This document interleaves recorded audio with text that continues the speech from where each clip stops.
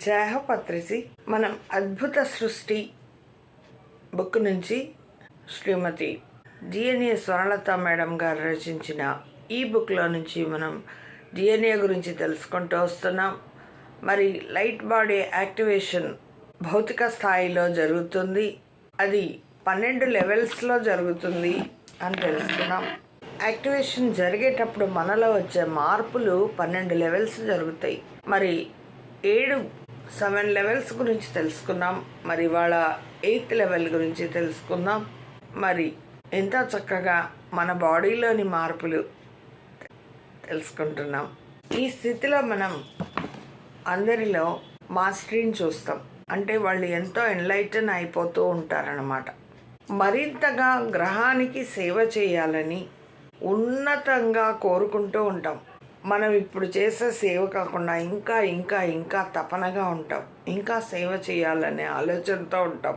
ప్రాపంచికంగా శ్రమపడి సంపాదించాలి అనే తత్వాన్ని వదిలేస్తాం.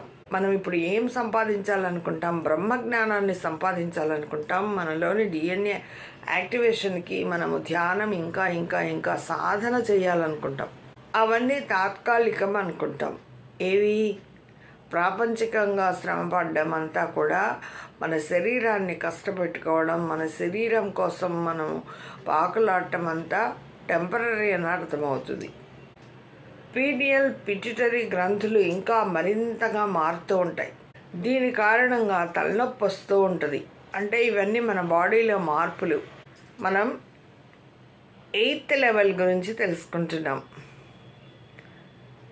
8th లెవెల్ లైట్ బీయింగ్స్ని, తలలో ఉన్న ఎండార్ఫిన్ని విడుదల చేసి మనకు మరింత రిలీఫ్ను కలిగించమని అడుగుదాం. లైట్ బీయింగ్స్ని, తలలో ఉన్న ఎండార్ఫిన్ విడుదల చేసి మనకు మరింత రిలీఫ్ని కలిగించమని అడుగుదాం. మెదడు సంక్రియం చేయబడుతూ ఉంటుంది, ఆ ప్రక్రియ జరుగుతూనే ఉంటుంది. ముఖ్యంగా సెరిబ్రమ్, దీనిని స్లీపింగ్ జాయింట్ అంటారు, విస్తరణ జరుగుతుంది. నుదురులో త్రిభుజాకార